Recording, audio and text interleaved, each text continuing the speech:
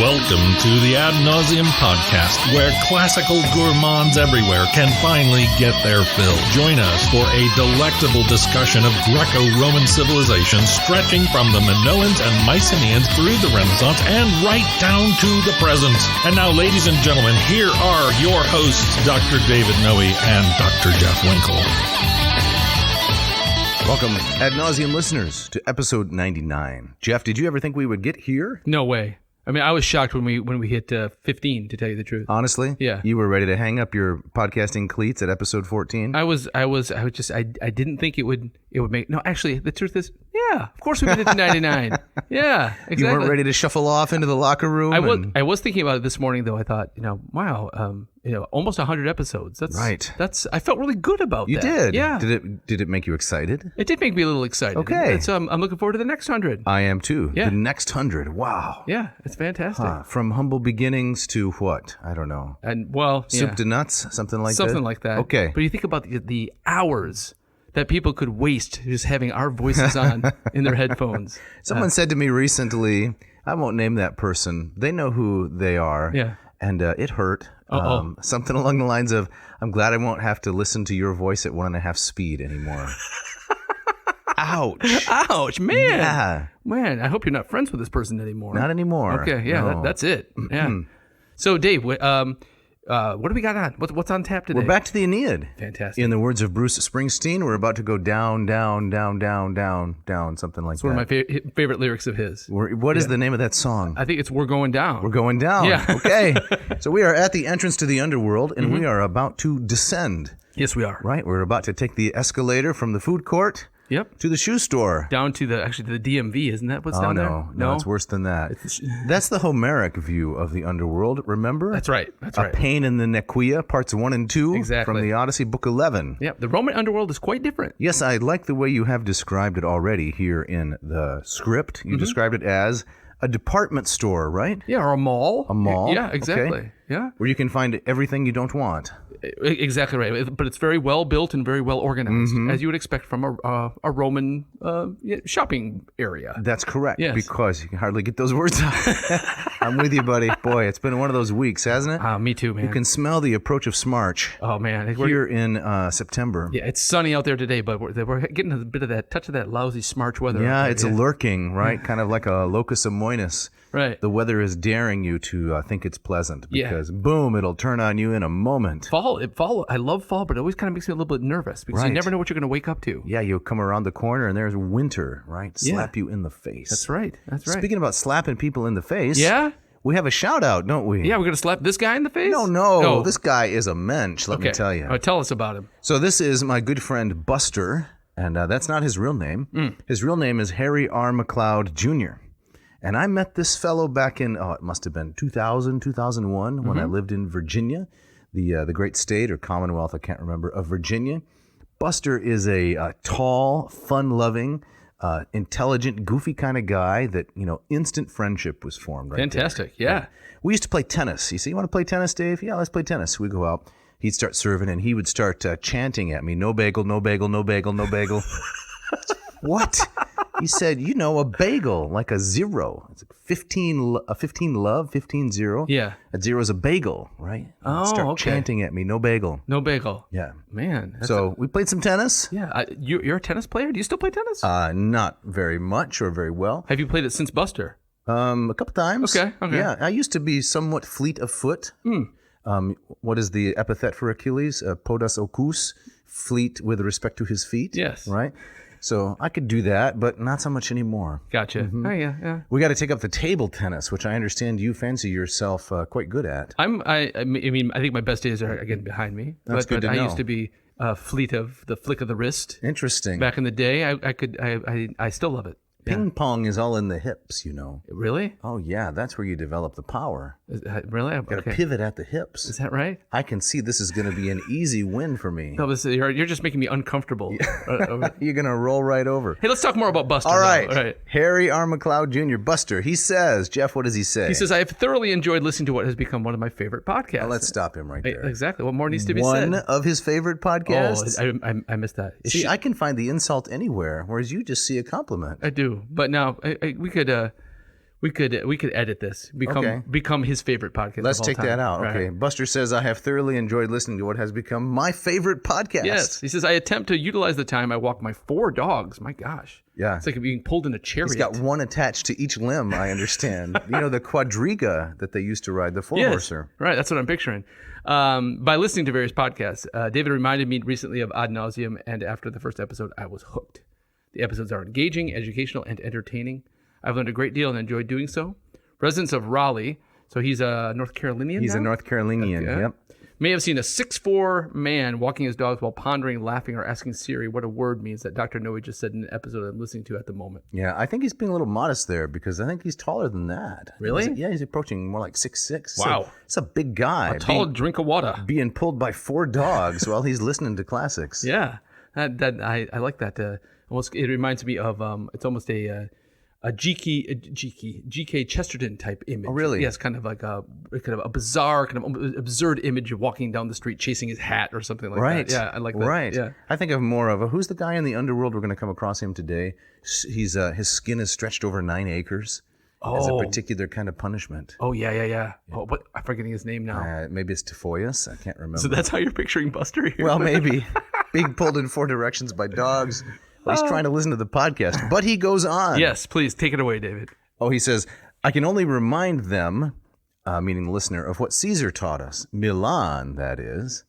A tired dog is a happy dog. Do you know Caesar Milan? I had to look him up. The dog whisperer. He's the dog whisperer. Yes.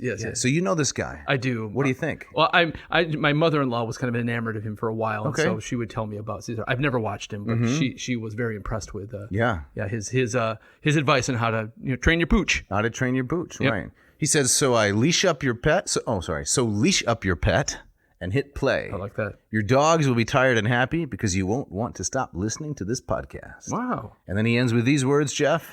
Thank you both for all your great work, Buster. Yeah. Right. That's nice. That was very nice. I mean, most of his shout out was kind of about us. It was. Which is, slightly embarrassing. Long overdue, Yeah. you would say?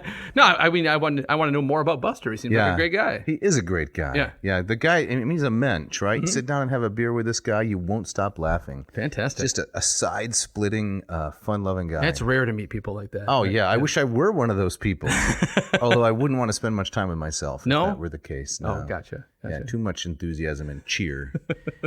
We have an opening quote, Jeff, don't we? Yeah, you want me to tackle that? Yeah, can you do that? Right. So this, if the listener will remember, hopefully you listened to the previous Aeneid episode. I think we ended by talking about this business of the golden bow. Correct. And I was trying to make much of the fact that the bow resists. The Latin word there is cum tantem. That's correct. It's sticky. It resists. Yeah, it's hesitant, doesn't want to get pulled It out. doesn't want to get pulled out. And then comparing that to what the Sibyl says, that if you are the man fate says you are, it will come easily. That's right. We compared it to the lifting of Thor's hammer. Yeah. Right. Which, how do you pronounce the name of that hammer? I don't. It's not. Is it Mjolnir? Mjolnir, something like that. That? Okay. I have picked up Thor's screwdriver, the level once. I think I got it off the garage floor. That one's named Carl. But picking up that hammer, right? You have to be worthy or something. Yeah, like it's that. like Arthur and drawing the sword. Right? Yeah, so you got to pull it out of the stone. Exactly. Right.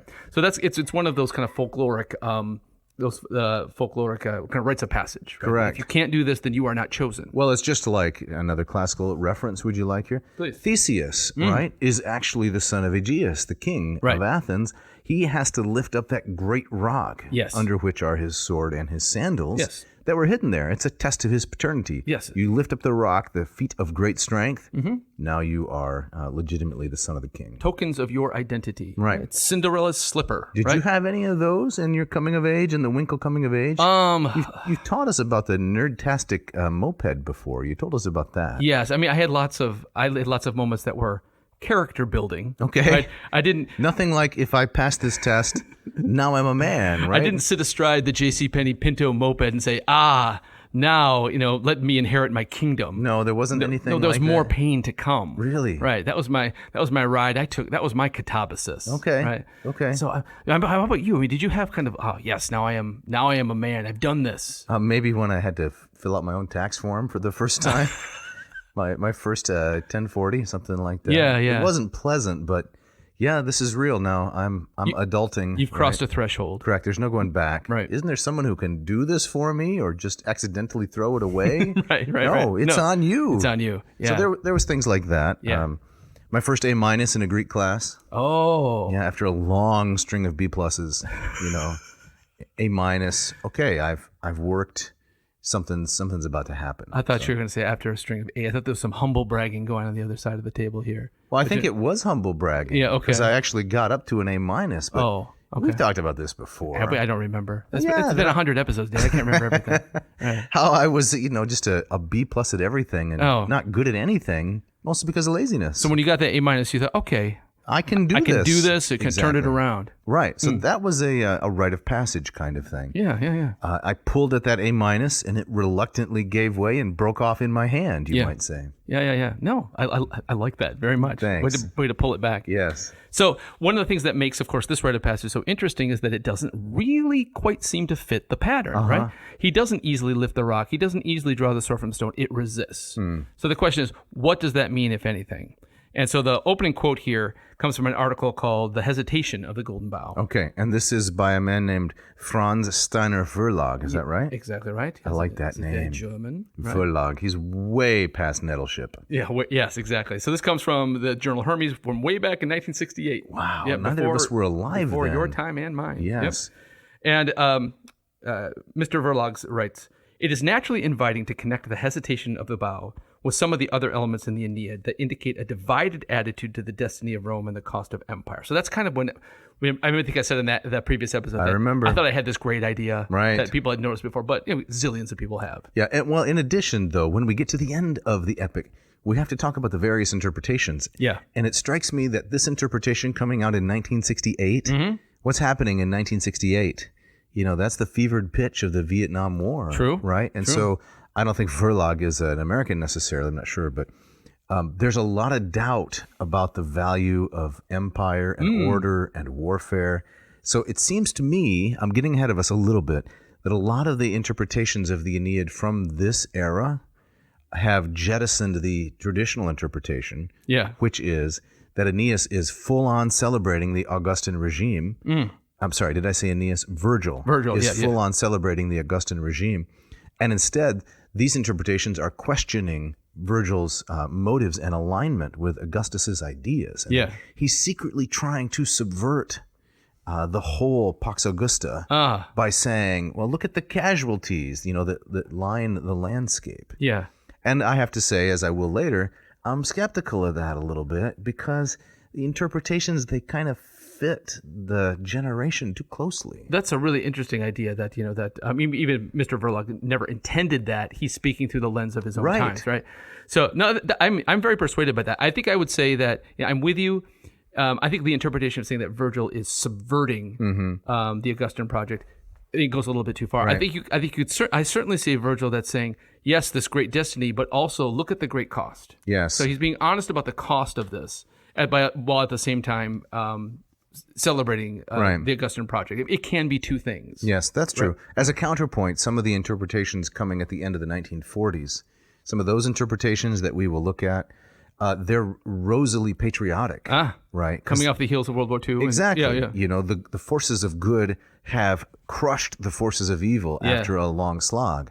Well, that may be true of that generation, but again, one has to be very wary of anachronism, reading back into Vergil's motives, something that's really appealing to our own time. Right. Like the feminist readings of the Aeneid. Sure. Right? Sure. Right. I don't buy it. Right. Yeah, it kind of comes down to, it's something I've often wrestled with even in my own scholarship is, what am I trying to show? Am I trying to show what this epic is about from the context of its times? Right. I think many scholars would say, well, that context, you can't recover it anyway. They would say it's impossible to do so perfectly, and therefore it's not worth trying. Not worth trying. But then there's been a lot of, I don't know if you've seen some of the academic scuttlebutt that's out there in the media right now, but kind of Are the butts scuttling? Oh, they're constantly scuttling. Okay. Yes. But kind of the idea of presentism. Yes. Right. So you interpret these sources through the lens of your own time because that's the only lens that you have. And that you are in fact supposed to do that. Right. Yeah. So, but that comes with its own, Of course. major pitfalls, right? At that So- point, I would just throw up my hands and say, let's do something else. Right. Turn on Netflix. Why bother? So yeah. So my approach has always been is like I think the past is recoverable to a degree. Right. You admit kind of the biases that you have, and you do the best you can. Yes. Right. But that's very interesting. Let me continue with Verloc's Please. quote here. So he says, on this view, the bow would appear as another victim of the energetic advance of the conquering hero, cum tantem, in seeming to endow the branch with a will, consciousness, and a quasi-animate life of its own. That's interesting. So the branch itself doesn't want to. Yeah. Yeah. You're not so sure about that. It's clever that. But keep going. Yeah. You don't want me to interrupt. Yeah, brings its fate even closer to that of the human victims. The bow's removal would then stand as the counterpart in the natural world to the violence done to the Saturnian peace of remote Italy by the invaders, the reliquiae Danium, the rest of the Trojans, who carry with them the bitter experience of war, defeat, and exile. The hesitation of the bow, plucked at the hero's first entrance to the new land, perhaps foreshadows the sentiment which appears especially strongly in the catalog of the Italian heroes at the end of Book 7. Book 7. The regretful knowledge of what is lost when quiet centuries of calm and innocence are suddenly awakened to action and progress. Yeah. So, I mean, this is kind of he's saying it's the colonial problem, right? Correct. Yes. It's a little too clever by half, as think the so? saying goes. Well, it isn't the case that all over the Italian landscape, it was an idyllic world of peacefulness and quiet that Aeneas and his crew disrupts. Right. That's not it. It is that is the noble savage. The noble savage archetype, right? Yeah. Once again, it's possible to honor the natives and the indigenous persons and not infantilize them right. by saying they're fundamentally different than us. Yeah. And I think even from the perspective of Vergil, an upper class Roman, tapped by Augustus to write this, that would be part of kind of his interpretive arsenal seems very far fetched to me. It does to me too. Yeah. All right, but I do think that I do think there's something with the hesitation of the bow, and I think we'll hang on to that. We'll see if that idea kind of pops up as we get into the second half of the epic. Okay. All right. And so we're going to get right into it then, aren't we? Let's do it. And what we're going to give the listener today, if they have endured with us this far, all the way up to episode 99, is that we're going to go into the dark interior of the underworld. Right. Go down that descent, that catabasis, the catabino, and check out the residents, the denizens, you might say, of the underworld. Get a little bit of a survey of who's there and how they're spending their time. And we're going to start by going down to the river, right? Take me to the river. Take me to the river. Exactly, right. You know that Talking Heads song? I don't. Okay. The Talking Heads is a musical group? Yes. Okay. All right. This is a rock and or roll? Wait a minute. Yeah, it is. But maybe the subject for another conversation. Okay, but they have a song called Take Me to the River? Yeah, it's a good song. Is it based on a kind of, a Negro spiritual, an African-American? It is kind of. It is kind of it's a Take Me to the River, Wash Me in the Water. So it's kind of a baptismal Definitely. kind of idea. Yeah, like the great scene in Oh Brother, Where Art Thou? Yes, exactly. But in our case, the river is the river Styx. Okay. Right. So when we last left our hero, he was standing there with sword drawn. He was hearing dogs howling. Right. The earth was tremoring, and he had to take these first steps into the deep dark. Yeah, right? like the Carole King song, right? Which one is it? I feel the earth move under my feet. Great song. Yeah. Yes, exactly. And the Sibyl is going with him. Sibyl she stays there as his guide. Okay, now I'm asking a question, the answer to which you know, but our audience may not. Will the Sibyl remain Aeneas' guide throughout his whole journey in the underworld? I believe no. No, she's substituted by Anchises. Right. So when he meets his father, ultimately, then she says, "My work here is done." Yeah, she passes the baton, the prophetic baton.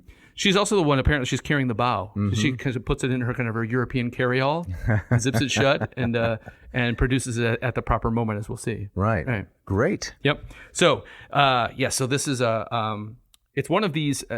I can't. And forgive me, listener, if I'm repeating myself from the previous Aeneid episode, but you're not going to say liminal, are you? No, here? I'm not. I'm not going to say it. Okay. Right. I will. I'm sure at some point. All right. But not now. This part of the Italian landscape by Cumae and the volcano there, it reminds me a lot of the area of in northwestern Greece, Epirus. Oh no, Dodona and Epirus, right? The region is Epirus. Epirus, but it reminds me of kind of the Necromention area where there right by Dodona, the big shrine. Yes, and where there are rivers, there is an Acheron, there is a Styx. Yeah, Phlegathon. So this is one of these areas on the physical geographical landscape that the ancients indeed associated with the underworld. So it's where kind of, story meets, the rubber hits the road, so to speak. Correct. Yep. So there is an area there called Avernus, with the birdless place where even the birds won't fly. Mm-hmm. So this is a very specific geographical location. There, Cumae was a real place. There was a Sibyl. There was an oracle there. This isn't just the fiction from Virgil's. No, there were books. The Sibylline books were written down and carried and stored in Rome and destroyed at some point in the past. But this was a real business, like Delphi. Yes, exactly right. So Aeneas does what he's done throughout the first 6 books. He's religiously correct. You've got to please all the various Stygian powers. He makes a sacrifice to Hecate and many other the kind of minor deities that kind of rule their own kind of corners of this universe. Mm-hmm. He draws his sword and he gingerly enters into this landscape. Once again, the Department of Motor Vehicles here in the state of Michigan, or the Secretary of State's office. Yeah. When you go there, right, they have tried to streamline it. You can get in the queue using your cell phone, using Twitter and so forth. But when you get there, my approach is always, don't make anybody irritated.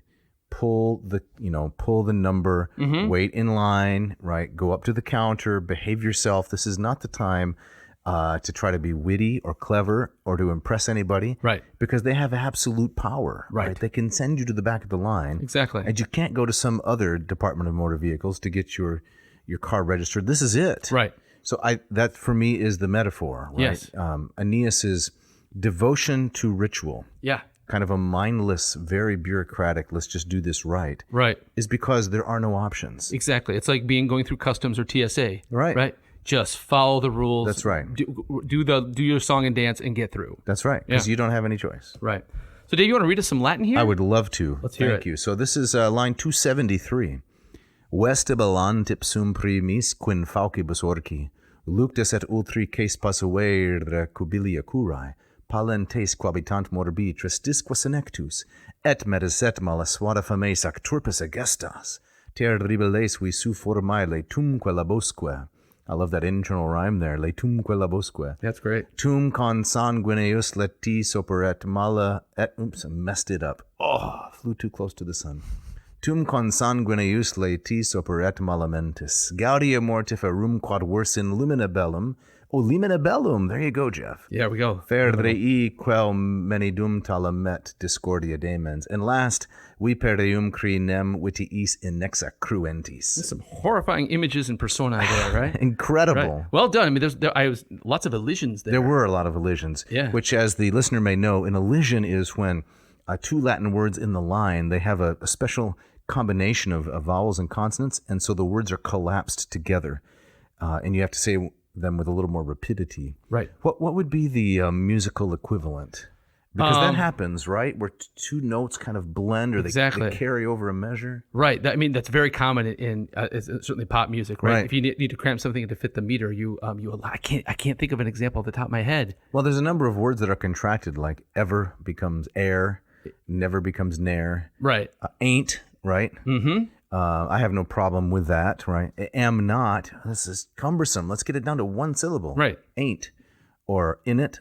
In it. Yeah. It's kind of like a contraction. Right. Isn't it? Three syllables. I've also heard, like, if you want to contract, I'm going to, it's just I'm a. Right? Yeah. Yeah, those are contractions to try to fit things in where there's not enough space. Right, exactly. And they can also kind of project a kind of style, too. Yes. It's like I'm a do that. Right. Okay. It's you're gonna now you're hip with the kids, right?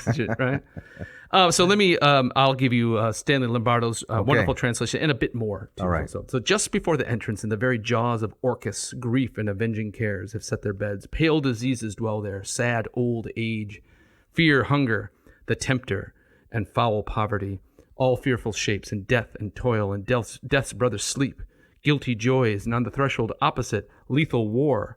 The furies in iron cells and mad strife have her snaky hair entwined with bloody bands. In the middle, a huge elm stands, spreading its aged branches, the abode of false dreams that cling to the bottom of every leaf. At the doors are stabled the monstrous shapes of centaurs and biform Scyllas, and Briareus with 100 heads, and the Lernaean Hydra hissing horribly, and the Chimera armed with flame, Gorgons, harpies, and the hybrid shade of Geryon. I'm getting dizzy here. It's like the ultimate haunted house, It's terrible. Suddenly panicked, Aeneas drew his sword and turned its edge against their advance. And if his guide, that's our Sibyl, had not observed that they were hollow, bodiless forms, flitting images, he would have charged and slashed vainly through the empty shadows. So Aeneas is freaked out by these, what he takes to be kind of real monsters. Right. And the Sibyl tells him they're just phantoms. Right. Now, I don't. Maybe this is too much of a tangent, but I was just in my myth class this morning talking about. We were talking about Odyssey Book 11. Yeah. Right? That's the catabasis there. That's right. Where Odysseus has his own experience in the underworld, and a student asked me. He says, "To what degree would an ancient Greek have said, 'Oh yes, this is what I believe'?" Right. To what In degree? other words, they're looking for, did they really think in religious or philosophical terms that these things were true? Right. So I had said to the class early on, when I was introducing Homer, I was saying, the Iliad and the Odyssey in many ways comes as close to we get to kind of sacred text for the ancient Greeks, which I think is true. And so the student was kind of piggybacking on that and saying, okay, if that's true, how much can we take these ideas in Book 11 as kind of a template for what an actual, Joe and Jane Athenian would have believed? Right. Or Roman. I mean, you're talking about Homer. Right. So it's similar kind of thing. Like, how much is this poetic conceit? Is this kind of over the top? He's entertaining his audience, and to what degree would a passage like this reflect kind of a real horror about what's waiting on the other side of the veil? In my estimation, Jeff, that student asks an excellent question. Okay. And the answer to which we will probably never have in any definitive form. That's more or less what I told him. Yeah. But here's a little bit of general guidance, you might say, things I've learned. Take them with a grain of salt. Mm-hmm. There's two really helpful books that I've read on this topic. One on Roman religion by a woman named Valerie M. Warrior, which gives it's a great name. That is a great name. Valerie Warrior. Wow. Gives a broad survey of the concept of religion among the Romans, getting into both the public aspects and the private, which for a Roman, again, practically indistinguishable. Yeah. Right? You believe what the state believes. And then secondly, André Jean Festougière, some French guy. It's the best I can do. We've quoted this one on the air before, and the volume is Personal Religion Among the Greeks. I think in terms of answering the student's question, that second one is better because it tries to tease out, okay, these were the public things that the Greeks believed, and then here's what we know about private piety. Yeah. So my conviction is no matter how different the theistic and doctrinal beliefs are, you're going to find very similar practice. So I am a Christian, you are too. So our practice today is based on a different set of beliefs, right? And aimed at a different God than that of the Greeks and Romans. Right. And so hopefully that will be reflected in, practices of piety. But on the whole, what separates, theists today from ancient theists is not so much practice in every instance as in the object of what you believe in. Yeah. Does that make sense? Yeah, no, it does. It does. Yeah, I would add to that. And one thing I offered to the student as well is that I think that in terms of like the details, like, could you go to a place and make a sacrifice and expect ghosts to come towards you? Right. But I would say, I think that what I do see in like the underground, the undergirding, say, philosophy or theology of like Hesiod, right, there's a bleakness at the root of it. Oh yeah, right? There's no hope. There's no hope, and it's so very different. And so I would say, like, if you could look at maybe like the Greek development of like the mystery religions, right, as a pushing back against right, that. So I said maybe they wouldn't share a belief in all the details, but that the idea that there's kind of at best a kind of bleak unknown, right, that the state religion couldn't really address or didn't. Right. And maybe we could see that kind of pushback in things like the private mystery cults as a way of that, okay, the Greeks they're responding to something that was a shared belief. Yeah. Yeah. All right. And if I could say something here a little bit more dogmatic, please, as is my want. Yes. I find that a lot of Christians I interact with believe that they themselves are fundamentally different than their pagan predecessors. And I don't think this is especially true, right? So how am I different as a Christian from, the Roman worshipers of the past? Well, my prayers are pretty similar. They tend to be pretty similar. They tend to be not animated by high ideals, of my belief in a perfect God. They tend to be pretty selfish a lot of the time. You know? So what did the Romans pray for? I don't want to get sick. Save me from financial ruin.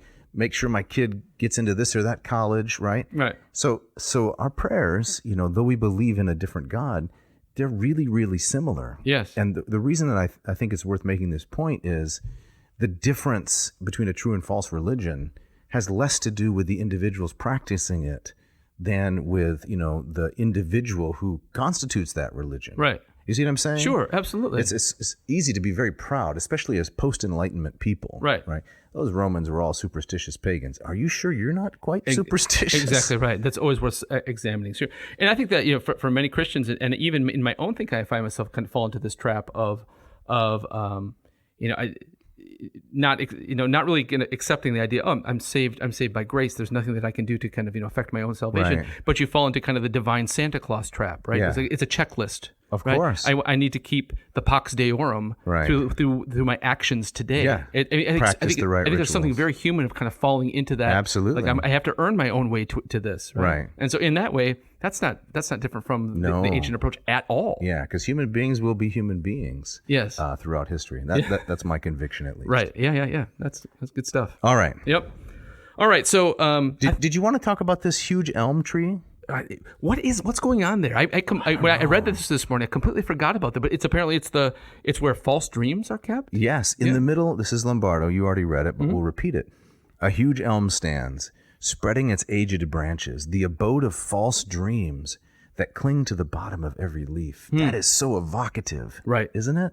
Yeah, it is really incredible. Evocative. And there's a bit of foreshadowing. We won't get to it today, but when Aeneas leaves the underworld, he exits by a particular gate. That's right. There's the gate of horn and the gate of ivory. Right. And he leaves by the gate of the false dream. Right. And so maybe there's a little bit of foreshadowing here. But I was thinking too, what does driving over here, what might the elm symbolize? The oak with Jupiter. I mean, is there a resonance there that you recognize? I don't know. I think the elm, not really. I'd just be speculating. But yeah. I think the elm is a tree known for its age, its beauty, and its size. So it fits. So not different than the oak, I right. suppose, but not associated with a particular deity. Right. So there's not a layer there. No. Okay. But clinging to the underside of a leaf are false dreams. Yeah. These false dreams, I can just picture it. They come off the leaves and they flit down into people's minds while they sleep. Yeah. Right? And entice or deceive them with all kinds of crazy things. Yes. Disturbing things. Right. When you wake up from a dream, right, there's a moment where you say, you're totally convinced, at least this is my experience, by the rationality of the world you were in. But then within a few moments, you've either forgotten it entirely or thought, that is crazy. Yes, exactly right. Yeah. How could I moments ago have thought this makes perfect sense? Right. Because now it's ridiculous. Exactly. And here's where I'm going to bring up liminality. All right. So I was just talking about this in my class, is that we've all experienced that, like what you were talking about, that kind of moment where you're kind of coming out of the dream state, but you're not quite awake. You're kind of in that weird in-between world where you don't really know where you are. Right. And you're like you said, you're clinging to the narrative that you're just living through. Right. So, and then you wake up and you either forget it or you say, wow, that was nuts. Right. And this is Aeneas's entire experience in book 6. Yeah. Very much like Queen's Reich, Jeff Tate, right? Silent Lucidity. Yes, the only song that I know by Queen's Reich. Yes. That most people know by Queen's Reich. Right? Yeah, for sure. Right. Yeah. So this what I've found interesting to compare this underworld with Homer's underworld. Vergil seems to suggest there's a lot more slippage between that world and our world. By slippage, you mean can pass between them more easily? Exactly right. So that one of the first images of these leaves heavy with false dreams, ready to kind of fall off and make their way to our world, is that the Vergilian underworld seems to suggest there's a lot more connection between the next world and ours than I think the Homeric world, which leaves a lot of that just mysterious. Yeah. Yeah. Right. Tradition has developed, right? Again, the time has passed between Homer, say 750, 780 BC. Yeah. Vergil now 700-800 years later. A lot of poets in between. Yeah. Specifically the Greek tragedians and Apollonius. Right. So there's been development. But don't you think there's also the differences between, say, the Homeric and Vergilian underworlds also reflect a deep cultural difference? Yes. The Romans as the great engineers, the builders, the organizers. Right. It makes sense. A desire to regularize and systematize things. Right. So it makes sense that their underworld would be a shopping mall. That's right. Whereas the Greeks, perhaps, culturally speaking, much more comfortable with paradox and mystery. Right. I think there's a general kind of cultural divide there. Yes. And speaking of cultural divides, it's time for the ads. Let's do it.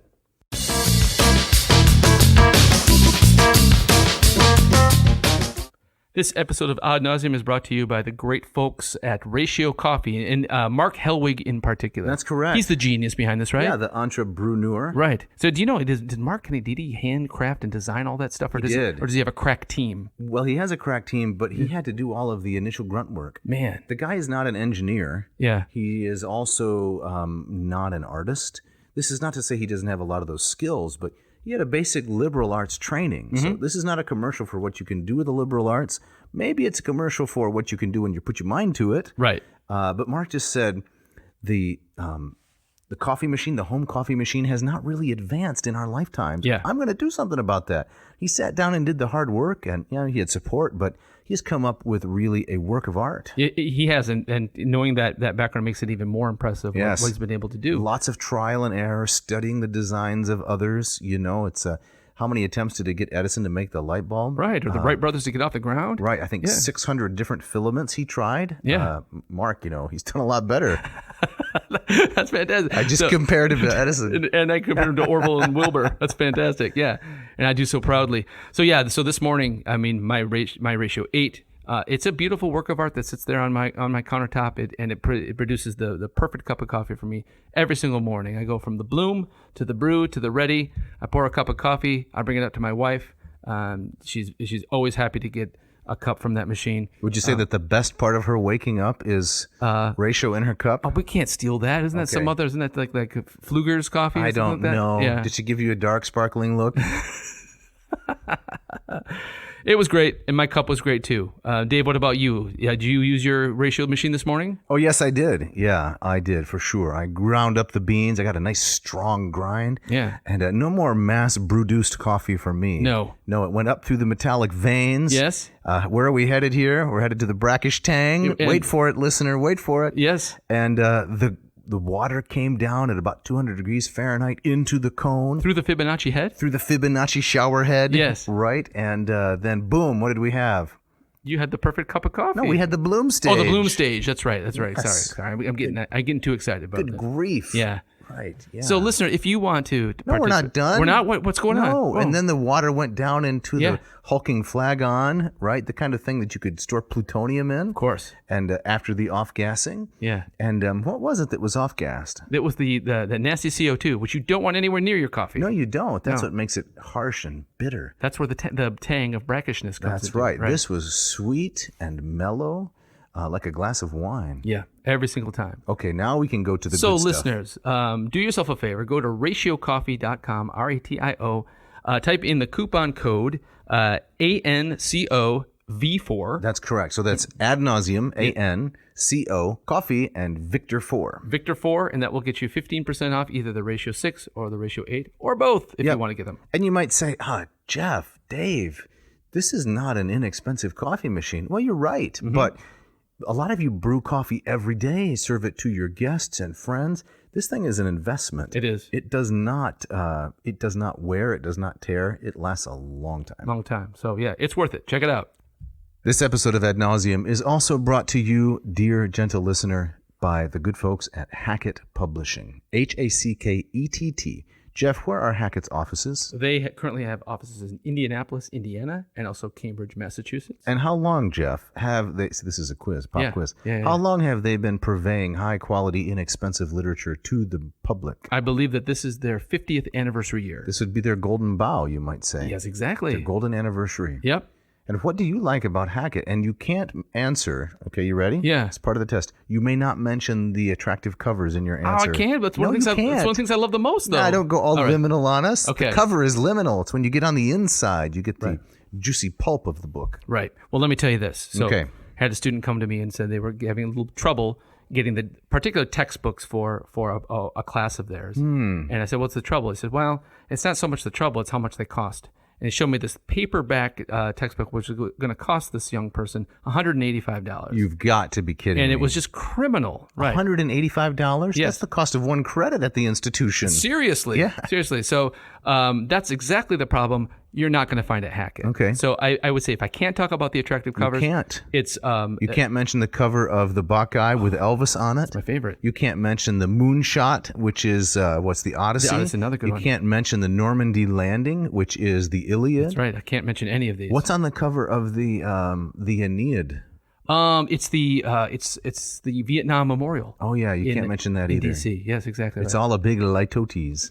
Yes. So having not mentioned any of that. That's stuff, right. High quality translations and very affordable. Right. Right. And would you say a narrow range of titles on a offer? wide range. You're going to find. I think you're going to find stuff that you can't even find on that watery website. That's correct. Bromadzon or something like that. Yeah. Careful. Sorry. Careful.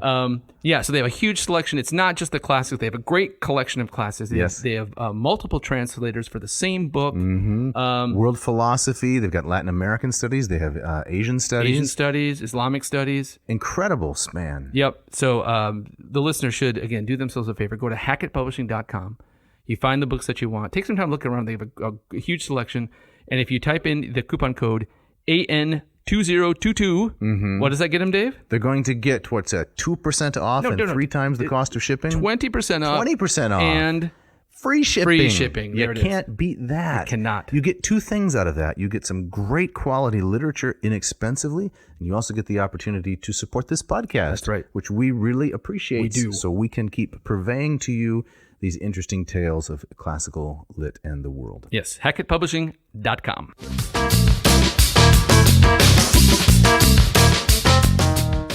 All right, Jeff, as we get back into it, we're still descending the escalator down to the main floor of this sprawling mall, right? And what are we going to see here in the underworld? Well, and so in the passage that we were just referring to before the break, he sees all kinds of different, kind of famous monsters. It's a who's who of kind of the gruesome gallery. Right. Centaur, Scylla, the Hydra, Geryon, the Gorgons are all there. Hybrid Geryon. This is the triple-bodied monster. Yeah, most famous for one of Heracles' labors. Correct. Heracles stole his cattle in Spain and then killed him. He did, and his dog. He's got 3 bodies, right? Yep. And his dog only has 2 bodies, Orthrus. Orthrus, right, right. Yeah, but he had gunned them down and then had to drive the cattle all the way across Europe back to Greece. Yeah, right. Big task. Yep.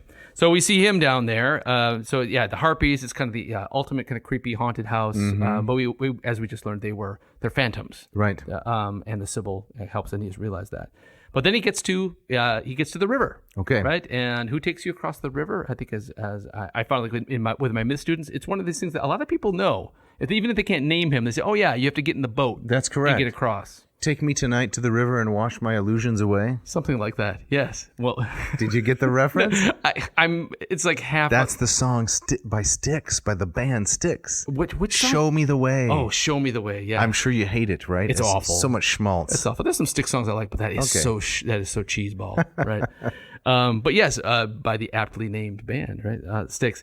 So Charon is his name, and here too, I think this is interesting. What kind of happens to the figure of Charon? If you kind of go from the Greeks to the Romans. So if you look at the way that Charon is represented in art, and so as you know, the vases were often used to kind of mark graves, right? And so a funerary vase, funerary vase that was there to honor the dead, right? And so you often have images of Hermes, who's your soul guide. He's the Psychopampos. Yep, and then Charon as well.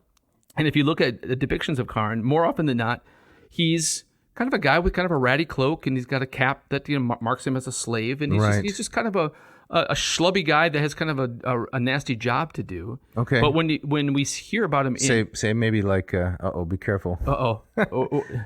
I don't know. So, never mind.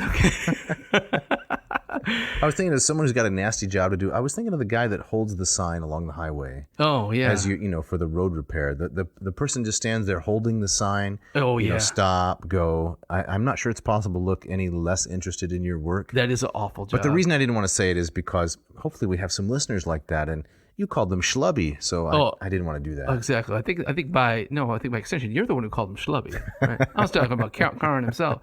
But in myth class today, we were talking about like Sisyphus. Yeah. How so many punishments in the underworld they're not so much kind of raw physical torture. They're futility. Endless drudgery. Correct. Right. And my students were kind of sharing their experience of, haven't we all had jobs like that? Oh, yeah. Working in a factory and just assembling the same part Right. All day. Right. Or the guy turning the sign, like you were saying. Charon kind of has a job like that, back and forth. He takes the same route every day. Or maybe it's when you're grading papers in a class and every student misspells the word Iliad. Oh, exactly. Do the Puts double L. 2 or 3 L's. Exactly right. The Iliad. Yeah. So what I've taken to do is putting little frowny faces next to student errors. Yeah, I've taken to doing that because I want them to see I have an emotional reaction. Yeah. To their error. You're grading with emojis. Yes, it makes it makes me frown. So exactly. It's just a little piece of me died. yeah, right. It's got to be personal, right? The age we live in, everything is personal. So it's not just an error. Look what you did to your teacher. You made him frown. Exactly. Maybe that'll motivate them. Maybe to take some of the L's out of Iliad. Yeah, exactly. Yeah, you could break that down. Just the one L, please. So what I was trying to come around to is if you compare that everyday workman, blue collar kind of depiction of Charon with the way that Vergil describes him, we've already moved to kind of a more kind of glowing-eyed, skeletal, demon-like figure. Moving toward the representation, say in Dante. Yes, exactly right. And easily the most famous depiction, would be the one of Michelangelo. Oh yes, from the Sistine Chapel. Sistine Chapel, right. If you haven't seen that, listener, you should really do yourself a favor and Google that. It is one of the most interesting, disturbing things you'll ever see. It is. It's quite wonderfully awful. Yes. Right. It's something that is meant to be partly terrifying, but you just can't take your eyes off it. Yeah. It's gripping. It is, very much so. And what's happening with Dante and Michelangelo, I think you're also seeing kind of these ancient traditions becoming Christianized, Correct. right? And so, especially if you compare like the Greek Charon to Michelangelo's Charon, kind of that full kind of literal demonization of the character has taken place. Would you like me to make another mildly dogmatic point here? Of course, I always love it. Yeah. All right. So some people say, well, the Christian tradition about hell in the underworld, that's all borrowed from the pagan world. But they're only half right? So the Christian scriptures are filled with language and discussion of the next life and its blessings and punishments, right? But the aesthetics of it is pretty thin, right? Yes. There are things like the place where the worm does not die, the place where fire consumes, but they're very brief kinds of comments. Right. So it is not the case that the Christian tradition has borrowed all those ideas from the pagan world. Yeah. But I think more accurate is they have illustrated those ideas with images and such, like you were just saying. Exactly. Borrowed from the pagan world. Exactly right. That's an important distinction. Right. So even in the Disney Hercules, have you seen it? Yes, parts of it. I've read about 40 student papers about it, so I'd say that's close. Right. Yes, I tell them that they're not allowed to kind of to use that as part of their thesis anymore. No, right? I'm going to run out of emojis. Right. That's right. But if you remember that the Hades figure, voiced by James Woods, I believe, he's got the fire kind of from his fingertips. Right. It's a very much kind of a demonized version of Hades. Yeah, a Dante-esque. A Dante-esque version of Hades, right? Where if you look at what we can kind of recover of how the Greeks kind of worshipped and envisioned Hades, right? That aspect is not really there. No, he's violent and selfish, but there isn't some notion of giving out punishments. Exactly. In fact, most of the portrayals show Proserpina. Yeah. Proserpina. She's foregrounded. Correct. Yep, exactly. So he's just a guy with lousy real estate, right? He drew the short straw. Right. So we expect him to be grumpy. Right. When he and the other two brothers divided up the jurisdictions of the world. Yeah. But it doesn't turn him into kind of a satanic figure. No. Right. So I always find those borrowings and those changing, those tweaks over time very, very interesting. And we were speaking of biases that you kind of bring to that. I think there is kind of that westernized kind of almost extra biblical Christian lens that we naturally put to this. Oh, he's the god of the dead. Well, he must be some kind of demon figure, right? And so that's always good to kind of push back and kind of say, well, okay, what was it? Draw some distinctions. Yes. Yep. Yeah, I think someone says, he who distinguishes well teaches well. Yes, I like that. Okay. So we see the souls kind of flocking down to the shore and struggling. They want to be first in line. They all want to get into the boat, and Charon's kind of beating them back. He only takes, and Aeneas recognizes he only takes a few. Is there a height requirement? Is it like the if you want to get on point or something, you want to get on the boat, you must be at least this corrupt. Oh man, there's a nice parody waiting to be made. Like, what would the little sign be? Or you have to be taller than Charon's pole. Yeah, you have to have committed this many sins to get on the boat. So Aeneas doesn't quite know what's going on, and so the Sibyl explains. And so she says, no, listen, you have to have the proper burial rites if you want to get on the boat. And that's the only ones that Charon can take. So I think that we see that in the Greek tradition as well, is that while the underworld is bleak, Achilles says to Odysseus, listen, you have no idea what you're talking about. Right. I'd rather be the lowliest slave than the king over the dead. That's right. But there is a sense as bad as that is, it's infinitely worse to be stuck between, right? If you don't have the burial rites, that's even worse of a punishment than kind of sitting in the DMV. Yeah, or the DMZ, right? It's the demilitarized There zone you go. between the two realms. Yes. The realm of the dead and the realm of the living. Right. Trapped. So it reminds us of Elpenor from the Odyssey, and of course we just had that scene where is it Marcellus? I believe that they have to. His body is found on the beach, and they have to bury it. It doesn't sound right. Maybe I'm getting the name wrong, but at the beginning of book 6, Maecenas. Maecenas, sorry. It took me a second. I couldn't remember either. Yeah. And who does the show prep here anyway? Yeah, goodness gracious. Yeah. Let's fire that guy. Right. I'm on the verge of apologizing, but not quite. Right. So the Sibyl says that those have to wander unburied for 100 years before they can take the next steps. And then he sees all of these people from his past. And so here again, the Homeric tag, just like Odysseus encounters a number of people from his past, he sees a lot of his friends that were lost at sea, and who are whose bodies are floating or at the seafloor unburied, and he weeps for them. All my life in books written pages, live and learn from fools and from sages. Dream on. Dream on, exactly. There you go. Right. Isn't that reminiscent of this? It is. I like that. Okay. That's another song. I'm vying for the title of Johnny Pop That's here. pretty good, right? So I when that song comes on the radio, you always turn it off. No, but not because I think it's a terrible song. It's because Joe Perry's guitar is out of tune, and I can't do it.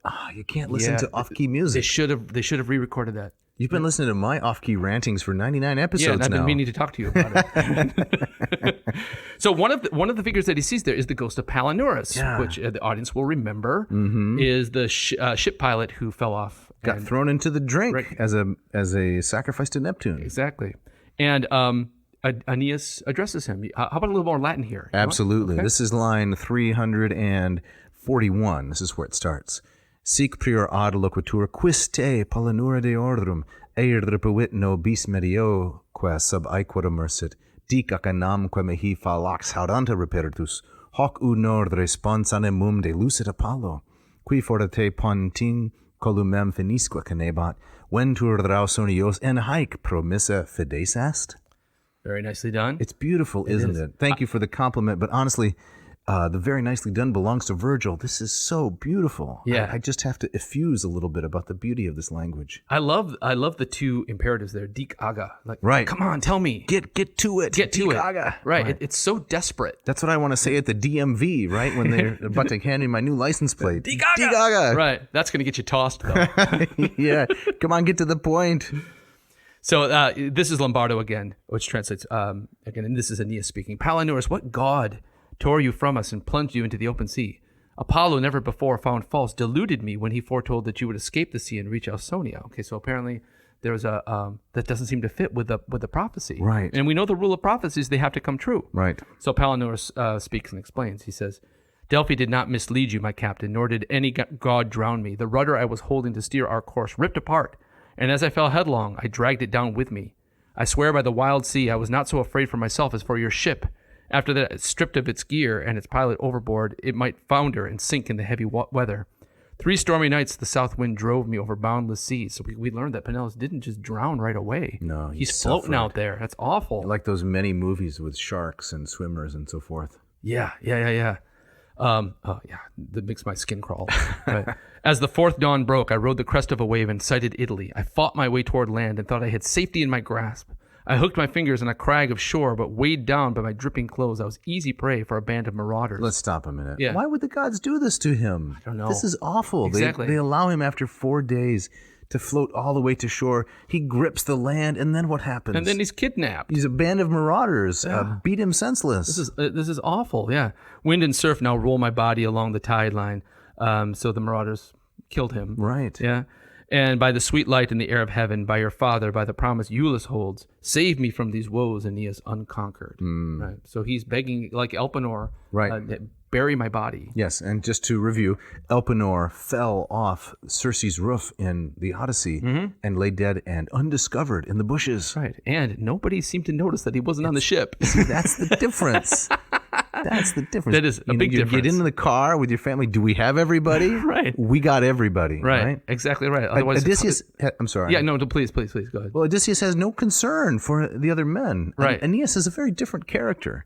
He's a much more compassionate individual. Yes. Right. I like the way that that Aeneas is humanized in that kind of way. Right. So my students, more and more so when I teach the Odyssey, the more and more they say, I like the story, but I hate this guy. Really? Yeah, they find him, Odysseus, so selfish and off-putting. And that business, I mean, it's not just Odysseus, but nobody of his men noticed Elpenor was gone. Right. So I think there's a Home Alone parody to be. You do know that story? Yes, I do. Where Macaulay Culkin? Macaulay Culkin. Yeah, Whatever. where he's left behind. Right. So Elpenor is, maybe an episode where he doesn't die. He's trapped in the house. He sprains his ankle. Has to defend it against invaders. Right, something like that. Yeah. So, so he's moved by this, Right. and he wants to know what happened to Palinurus, what happened to all these guys, and True compassion. True compassion, and he feels really bad that he can't do anything to get them onto the boat. Right. Yeah. So then the Sibyl goes ahead, right? And she tells him that neighboring peoples will receive omens and they'll build a tomb and they will appease his bones, Palinurus's bones, with the proper rites. Right. So they kind of they build like a cenotaph to him, and so if that's kind of this that will get him across. And so Sibyl, cenotaph. yeah, like a false tomb. Right. Right. Okay. A place of memorial when An empty tomb. an empty tomb. Do you want to have one of those? No, I don't. Like want a an empty bait tomb. and switch? No. People will come to Grand Rapids to see the tomb of Jeff Winkle, right? But you won't really be buried there. Yeah. You'll be in Memphis next to Elvis or something like that. Oh, I would like that. I would actually like to be cremated and put into kind of a nice, red figure vase. You want to be cremated? Oh, yeah, well, what do I care? I want to be dead. Okay. Right. So, I guess this is not a happy ending, but at least Palinurus gets some good news. Aeneas gets some good news that Palinurus will be taken care of. Yes, and his soul can then go settle somewhere, right? He can finally get his mail forwarded out of the DMZ. That's right. So now they finally approach Charon, and Charon immediately recognizes something's not right here. Okay. He says, "This guy is alive. No, I don't take live people." Meaning Aeneas. Aeneas, right. We don't serve your kind. We don't serve your kind. And even he talks about, like, I've been tricked before. And he says, Hercules came down here to get Cerberus. Right. Theseus and Prometheus came down here to, kind of drag off Persephone, kind of caveman style. And so he says, I took those chumps over and I'm not doing it again. That's right. So is this comic? Is there some humor here? I think there is some humor here. A here. bit of a light moment. Right. So again, Charon is kind of cranky old man. Right. It reminds us of, he shows up in the frogs like we talked about. Oh, yeah. That, right. That's the episode of Brekekekeks Goax. That's the one. Right. And so there too, maybe even Vergil's tapping into kind of his knowledge of that play. Where Charon is kind of this cranky old man. He doesn't want to be duped once again, because it always comes down to Charon, right? He's always the guy that has to clean up other people's mess. Exactly right. So he's got the staff, the pole, right, the pike for moving the boat. On the other hand, what does he have? He's got a mop and a bucket, right? Yes, cleaning up people's messes. Right. It's awful. Exactly right. So he's a weathered and jaded taxi driver. Yeah. Who's sick of picking up the drunks. Exactly right.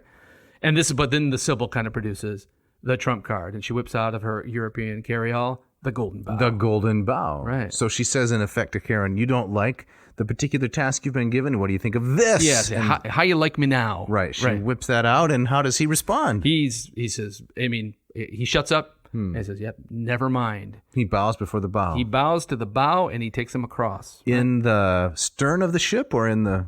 Where are you going with this? In the stern of the ship or in the bow? The bow. He bows to the bow. Come in the bow. Come on. Exactly right. Oh my gosh. And then we see again. It's kind of like it's a who's who. It's like it's kind of a greatest hits. Like he gets to fan service. Fan service. That's what it is. And as we're approaching the other side, he gets a glimpse of Cerberus, the famous 3-headed dog. Mm-hmm. Right. And the depiction of this dog in Dante is phenomenal. I'm not familiar with it. Well, I don't want to give too much away, but Yeah. the way that Dante depicts Cerberus is just remarkable. So for a long time, I was a person who had not read Dante. Mm-hmm. A year ago, right about now, I had the opportunity to take a small teaching gig at a school in Florida, and I was hired to teach medieval intellectual tradition, something like that. Kind of out of my range, to be honest. Kind of like some of the things you're doing now, right? And doing well. Like film and world religions, without a doubt. Right, but I can read, I can study, I can take notes, I can learn. So I did those things, and I got to teach Dante. Nice. And I was just overwhelmed by, even in translation, I think I used the Esalen translation, by the beauty of Dante's depiction of the underworld. Yeah. Right? I read the Inferno. Nice. And appreciated it, of course, 10 times more knowing Vergil as I do than without that knowledge. And of course, Vergil is Dante's guide. Correct. Yes. So, but I'm thinking that we got to do an episode at some point, like make a comparison of the Oh, Vergilian for Underworld sure. and Dante's. We might want to bring in some heavy hitters because, people, they maybe, I don't know if we're flattering ourselves, they'd like our take on this stuff, but I'd really like to get in someone who, speaks Italian, reads Italian. Yeah. Because, there's only so much I'll dare to try. Do you know any Dante scholars? I do not. I know a couple. Okay. And not well, but I think they probably would like this. That'd be fantastic. Yeah. Excellent. So they see Cerberus here, and let me just kind of share Lombardo's translation. Yes, let's hear that. This is a great passage and a nice translation. So, crouching in a cave on the farther shore, Cerberus made these regions resound, barking like thunder from all three of his throats. The seer, close enough now to see the snakes bristling on his neck, flung a honeyed cake laced with drugs into his ravenous jaws. Cerberus snatched it from the air and then went slack, easing his huge limp bulk to the ground, stretching out all over his den, dead to the world. Aeneas entered the cave and left behind the water of no return. That's so dramatic. I love that. The Sibyl she's come prepared. She also has in her bag a honeyed cake. That's she right. It's stuffed with sleeping pills. It's like a Milkbone, yeah, exactly. right? Yeah, here you go. Yep, and that does it. That does it. Puts them right out. Yeah, that's incredible. Great stuff. And then there's a high moment of drama, right? Or a moment of high drama, I should say. Aeneas entered the cave and left behind the water of no return. Mm-hmm. As the river Styx. Yes, right? Exactly right. So another threshold cross. There's so many liminal moments here. You have the beach, you have the forest, you have the cave, and now you have the river. Correct. And now he's going to go down. He's going to meet all of the heroes yet to be born. Mm-hmm. Here, Vergil is going to employ some Platonic psychology, which is really helpful. Okay. The only way to introduce the vast sweep of Roman history, which has not yet occurred. Yes. Right, because we're back in the 10th century, maybe the 11th century, right after the war. Mm-hmm. The only way to introduce all of Roman history, which has not occurred, is to have Aeneas meet the souls of those yet to be born. Right. So he's going to meet the soul of Cicero, and he's going to meet the soul of Camillus, and the soul of Julius Caesar, and all these souls that are about to be sent down through their pneumatic tubes, like when you're in line at the bank in the old days. Yes. Right? And down into their bodies with the dum-dum right beside it. That's right, exactly right. I always love that dum-dum. I did too. Yeah, I still grab one. Yeah. You go through the bank these days? Very rarely. But if there is a transaction that if I need to go talk to a teller, like someone gives you a bar of gold or something, you can't just, use your phone to take a picture of it and get it deposited? Exactly right. So, it's rare when I have to go to the bank, but when I do, I'm grabbing a dum-dum. You're grabbing a dum-dum. That's all I'm really trying to say. I like a candy that insults you, even as it pleases you. Right? Right. You like the taste of this? Right, exactly. Dum-dum. Right. It reminds me of a Gaffigan bit where he talks about standing in line for the Dumbo ride. Right. In Disney, and he imagines that he imagines this line is taking forever, and says he imagines at the end of the line is just a mirror where you see yourself and this guy that just says Dumbo. That's exactly what it's got to be.